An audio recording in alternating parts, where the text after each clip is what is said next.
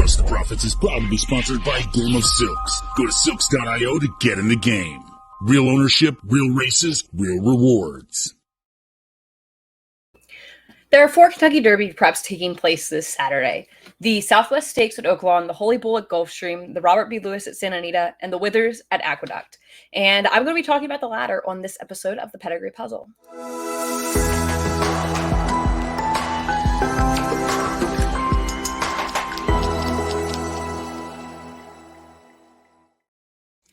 Although the winner of the Withers hasn't won the Kentucky Derby since Count Fleet won the race between victories in the Preakness and Belmont Stakes, there have been some really talented horses to come out of the race that has been positioned now as a local prep for the Wood Memorial since 2012. Since then, the winners have included Trevor Stakes winner Alpha and Preakness Stakes winner Early Voting. 2020 winner Max Player finished third in Travers and would become a Grade 1 winner in the Jockey Club Gold Cup the following year. Half of the 12 winners since 2012 contested the Kentucky Derby, with Revolutionary's third place finish in the 2012 edition being the best performance. While it's hard to say if any of these horses will have an impact on the Kentucky Derby, I do think there is some talent in here and wanted to talk about this group of horses and their pedigrees. So this year's field consists of 9 4-year-olds and is headlined by morning line favorite Lightline, a debut winner back in September who has since finished second in 2 consecutive allowance starts. El Grande O, already a 2-time stakes winner against New York Breds as a 2-year-old, is the second choice on the morning line at 5-2. So let's go horse by horse and take a look at both the past performances and the pedigrees. First is Speedrunner. This Whisper Hill homebred by Gunrunner is the only horse in the field with a win at today's mile and 1/8 distance, having broken his maiden at this distance on December 8th. He pressed the pace through fairly slow fractions in that effort, but prevailed by a neck over Malarchuk, earning a 73 buyer and showing improvement from his 7 furlong debut, where he finished third behind Bilal. A runner who finished third in the Nashua Stakes in his next start at a mile, but was disappointing in the Remsen when going a mile and 1/8 in the following effort. Bilal will be shortening up back to 7 furlongs in the Swale Stakes at Gulfstream on Saturday, and that race is scheduled to go off shortly after the Withers. Speedrunner is by the brilliant sire Gunrunner, and out of the unraced mares, Speed Succeeds, a daughter of Gone West. Speed Succeeds is already the dam of a Derby prep winner, as the dam of Grade 1 Bluegrass Stakes winner Brilliant Speed, a really talented son of Dinoformer who captured that Derby prep over to synthetic and did his best running on turf. She's also the dam of stakes winner Super Speedy by Indian Charlie, and is a daughter of the stakes winner Daijin, who captured stakes at both 6 furlongs and a mile and a 16th. Daijin was also the dam of 2 stakes winners by AP Indy, was a half-sister to multiple graded stakes winner With Approval, and a full sister to Triple Crown spoiler Touch Gold, who defeated Silver Charm in the 1997 Belmont Stakes. Being by a Breeders' Cup Classic winner and from the family of a Belmont Stakes winner, it's no surprise that this colt improved with distance, and if he passes this class test, I expect that a mile and a quarter should be within his wheelhouse. Deposition is listed at 50-1 on the morning line for owner-trainer Uriah St. Louis, who can certainly pull off a shocker on a big day. He was unsuccessful in his first 4 starts before breaking through in a maiden special weight at Parks on November 21st, going a mile and 70 yards. He returned in the Heft Stakes at Laurel Park on December 30th, but failed to outfinish a single horse in the field of 7. He has blinkers here and stretches back out, but will have to show market improvement to be a major factor here. He does come in off a very sharp bullet gate work in 58 and change that might indicate that that kind of improvement is there. Perhaps that was a breeze with the blinkers on, but it's just a bit too much of a stretch for me. Of course, you might think differently. There are reasons to think that 50-1 might be a bit of an overlay on a horse with an equipment change and a sharp drill coming in. I think like 20-1 would make more sense, but either way, I don't really need him in here. He's a son of Constitution who can obviously get a talented racehorse and a route runner, and his dam was a winner on debut by Dubawi, who has produced 2 other starters, both of them who are useful runners who have won multiple races, but they're more mid-level claiming to allowance types, which really honestly seems like it might be more what the future holds for Deposition. Next is the morning line favorite, Lightline. He's 8-5 on the morning line, but he does have something to prove here for trainer Brad Cox in the Allball family stables. This $600,000 Keeneland September purchase looked like he was worth every penny when he won his debut at Horseshoe Indianapolis by 13 3/4 lengths, earned an 83 buyer that day. But there wasn't really a whole lot in behind him in that race. The 4 horses he defeated who have come back to race are a combined 0 for 12 since. He has chased some nice horses home in those 2 allowance races since, though. On October 14th, he finished second to Stretch Ride, who was third in Kentucky Jockey Club in his next start. And he came from well off the pace to be beaten 4 lengths by Carbone in his most recent start. Carbone will be running in the Southwest Stakes at Oaklawn Park about an hour after the Withers. He's 9-2 on the morning line and looks to have a good chance in that race. Having gone nearly gate to wire in his debut, stalked into second start, and then rallied from well off of a quick pace last time out, Lightline should have the versatility to get a good trip regardless of how the pace plays out in here. Lightline is the son of City of Light and out of the Maria's Monmare upper line, who is a stakes winner at up to 12 furlongs and has produced a graded stakes place runner at that same mile and a half distance. With stamina like that on the bottom, I'm not worried about the extra 16th of a mile here, and I think it's very possible that a mile and a quarter could be in his future as well. While City of Light was best at a mile to a mile and an eighth, and his best runners seem to appreciate that range as well, he is still the sire of Mimi Kikuchi, who was a winner of the UAE Oaks going a mile and 3/16, so it's not totally out of the question that a son of City of Light could get a mile and a quarter, especially with some stamina on the bottom of the dam's family, which Lightline has. Next is El Grande O. I see this horse as the horse to beat for Linda Rice and owner Barry Schwartz. He has plenty of foundation with 3 wins and 9 starts to date, and I expect him to probably go to the lead in here as he's done in all of his best efforts. He boasts the highest career Beyer speed figure in here of 86, earned when he finished a game second to the Wine Steward in the Funny Science Stakes. As you might know, I do think that the Wine Steward is one of the more exciting horses in this crop, so I have a lot of respect for a horse like this who could press him to the wire like that. By far, his worst efforts came on debut, when he bumped at the break and encountered significant trouble, but still got up for third, albeit well beaten by the Wine Steward, and in the Champagne Stakes where he was taken off the pace and just simply didn't go on. He was most recently seen finishing second in the Jerome to Drumroll Please after setting a fairly easy pace early. I do feel like he ran on well in that race, which was his first in over 2 months, and I think we'll see him build off of that seasonal debut. He comes in off of a nice 5 furlong work over the Belmont training track that I think suggests Linda Rice has him ready to roll. This is a pedigree that suggests that a mile and an eighth should be all right. His sire, Take Charge Indy, was well beaten in the Kentucky Derby in his only 10 furlong attempt, but was a winner of the 9 furlong Florida Derby and the 8.5 furlong Ali Sheba Stakes. His Damn Rainbow Song has already produced graded stakes place Meal Ticket, who finished second in the Grade 2 Royal Heroine Stakes, going a mile on the turf, and was a winner at up to 9 furlongs. While I'm not convinced a mile and a quarter will be ideal for this frontrunner, I think the mile and an eighth here will suit him just fine, and I think he has a really big shot in here.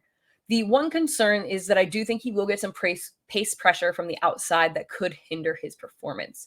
And one of those horses I think could play that role is Seminole Chief.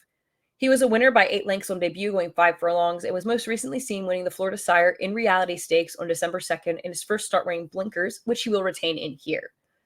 Sandwiched between those 2 wins was a disappointing effort in the Florida Sire Affirmed Stakes, where he was bumped at the start and simply didn't get his preferred trip. Like I said, this is a horse who I think could pose a pace rival for El Grande O, but he's proven that he is capable of stalking off the pace like he did in that debut win, though of course that was against far lesser competition than what he'll face in here.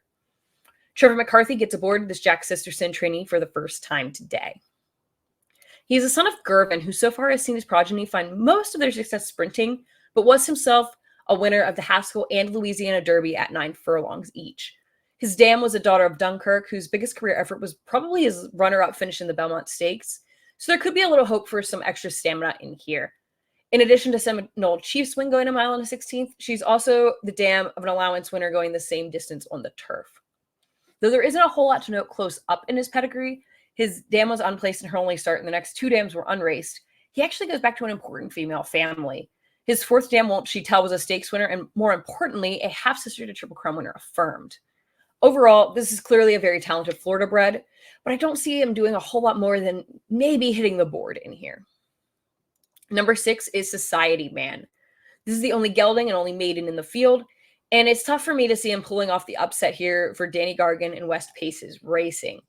He was third, beating 4.5 lengths by Speedrunner in that December 8th maiden race, although he did get bumped at the start and up forced wide in there, so he didn't get an ideal trip.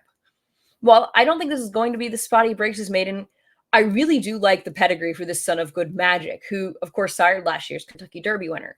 He comes from the same female family as his sire, and the cross of Good Magic over mares Carrying Soaring, this colt's 8th dam, has produced stakes winners Curly Jack and Perform, albeit from a sample size of just 7.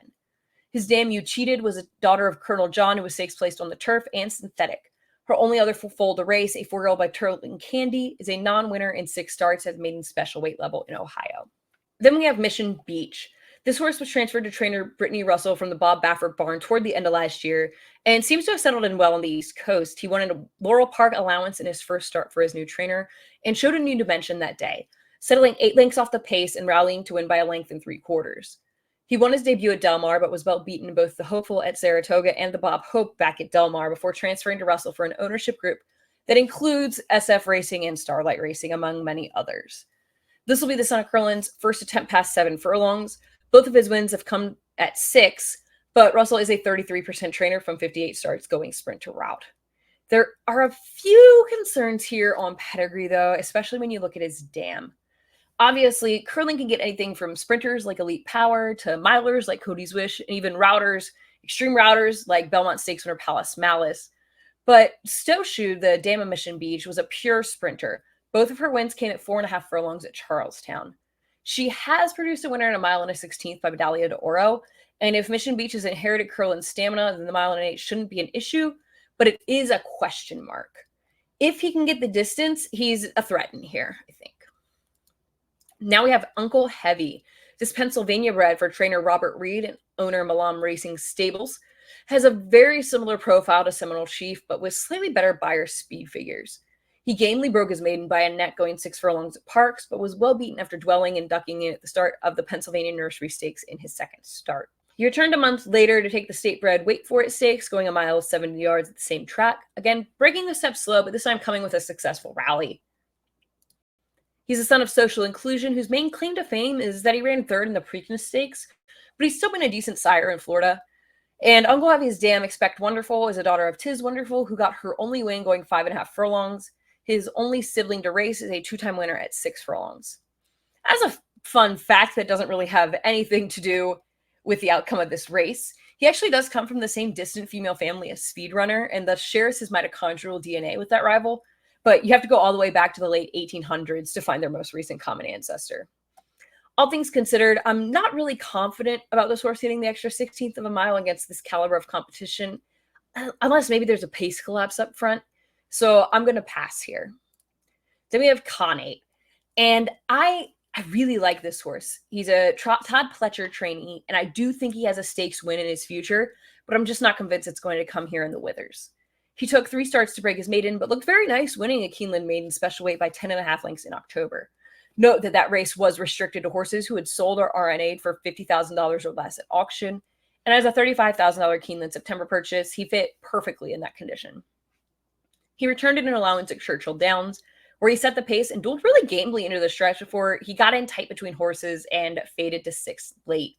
I do think this was a better race than it looks like on paper. The winner, Parchment Party, is a very highly regarded horse, and the 3rd place finisher came back to win his next start. And Kane wasn't really persevered with through the finish. He returned to the Jerome and again ran what I think was a better race than it looks at first glance. He stumbled and took up a little bit at the start, which forced him to stalk 3 wide most of the way. He made a little bit of a middle move going into the turn that looked like he was going to make him a threat to El Grandeo, but he just couldn't keep up with El Grandeo and drumroll please late. Since he had to use a little extra energy, both physically and mentally, I'm willing to forgive him and give him one more shot going a route here, especially since I think the price will be right. I'm not confident he's a win contender, but I think he could sit just off the pace and hang around for 2nd or 3rd. Kane is by Hightail, a stallion that I think is supremely underrated as a value sire. Hightail broke his maiden in the Breeders' Cup Juvenile Sprint, which would turn out to be his only career victory. But despite that lackluster resume and the quality of mares you'd expect for such a stallion, he's been really productive. He has 6 stakes winners and just 51 starters, which is an 11.8% strike rate. That's a pretty elite percentage. Consider that Justify has gotten 10.4% stakes winners and Gunrunner has gotten 10.5% stakes winners. While those are from much larger sample sizes, they're also from much better mares. So let's talk about the comparable index, or CI. It's a measure of the mares a stallion is bred to, showing the average earnings index of a mare's offspring when bred to other stallions. One being that a mare's offspring have earned an amount equal to the average amount from all runners in the year they raced. The CI of the mares Hightail has gotten is 1.27, meaning their offspring earn on average 120% of the breed average in a year. Compare this to the 2.47 CI of Gunrunner's mares or the 2.76 CI of Justify's mares. Also notable is that the 1.39 average earnings index, or AEI, of Hightail's offspring is higher than the CI of his mares, meaning he's moving up the production of his mares. Hightail's best runner to date is Mongolian Groom, a grade 1 winner at 9 furlongs. He's also the sire of Dynatail, a multiple stakes winner at 8.5 furlongs on turf, Kaboom Baby, a stakes winner at a mile, Willow Creek Road, a stakes winner at a mile and a 16th, and the mile and an eighth Busanda stakes winner Jin Jin. So while Hightail himself was a sprinter, as a sire, he does seem to be a little bit more in the mold of his own sire, Mineshaft, as a sire of routers.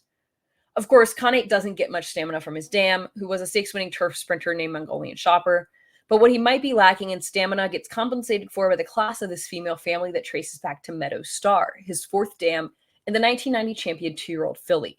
Her other notable descendants include champion Arrogate and Delaware handicap winner Bel Galante. Overall, this feels like a pretty chalky race on paper. I don't really have very many clever opinions here. To me, El Grande O is the horse to beat. He's proving he can take pressure and go on, but I think he's going to get pressure from classier horses than he's faced in the past. Seminole Chief, Kane, and possibly even Mission Beach on the stretch out. So he's going to have to prove himself to hold on in here. Lightline is a logical favorite who's faced solid horses in his last two, but I feel like he's just going to be a little bit of an underlay based on that debut race against what appears to have been inferior rivals. However, his versatility is a key factor here, and I don't think you can get by without him. The mile and an eighth is a question mark for a horse like Mission Beach, who I don't think is without a chance, but I am going to end up leaving off here. And Speedrunner, he looks like a legitimate horse. I love that he's already proven himself at the distance, but I don't necessarily love the rail break for a horse whose best effort came when he got the lead through fairly slow fractions. He wouldn't shock me, but I'll relegate him to either a B type for horizontal players or a horse to use underneath for vertical players here. I am also including Connate as a horse to keep in mind for vertical wagers. Honestly, this is really kind of just a gut feeling type of play, one I wouldn't blame you at all for not taking seriously.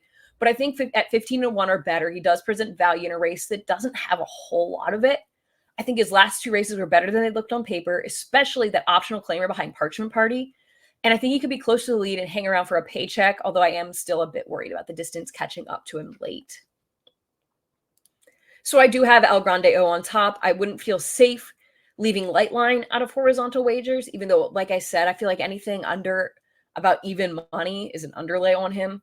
Speedrunner is probably legit, but I don't love the rail. And I just think Kane is better than he looks on paper, so I couldn't go without giving him some kind of nod here in my selections. So that's my rundown of the Withers Stakes. Let me know what you think and leave your thoughts in the comments below. And until next time, thanks so much for watching.